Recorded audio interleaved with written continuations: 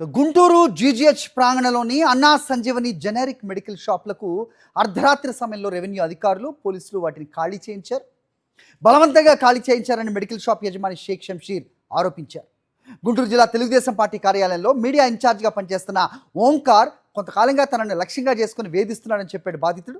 తన మెడికల్ షాప్పై ఓంకార్ కన్ను పడిందని, అప్పటి నుంచి ఎలాగైనా షాప్ను ఖాళీ చేయించేందుకు అనేక విధాలుగా ప్రయత్నాలు చేస్తున్నారని అన్నారు.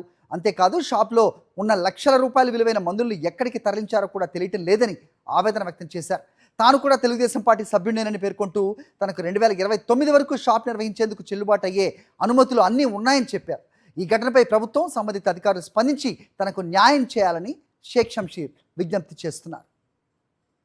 పార్టీ కార్యాలయంలో పనిచేసే ఓంకార్ అనే వ్యక్తి ఈ షాపుల మీద కన్ను వేసి దీన్ని ఎలా అయినా స్వాధీనం చేసుకోవాలని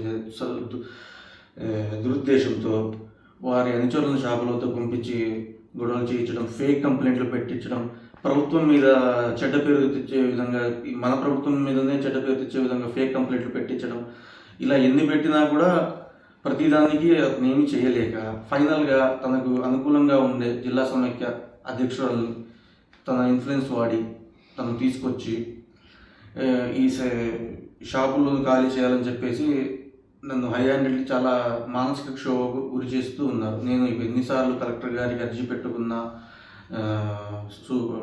ఎస్పీ గారికి అర్జీ పెట్టుకున్నా, డిఆర్డీపీడీ గారికి అర్జీ పెట్టుకున్నా, వాళ్ళు ఎటువంటి స్పందన నాకు రాలేదు.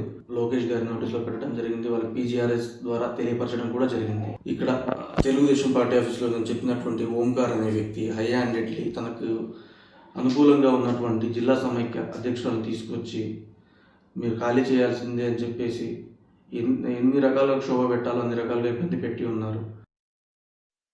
మరిన్ని అప్డేట్స్ కోసం ఛానల్ ను సబ్స్క్రైబ్ చేయండి. నోటిఫికేషన్స్ కోసం బెల్ ఐకాన్ పై క్లిక్ చేయండి.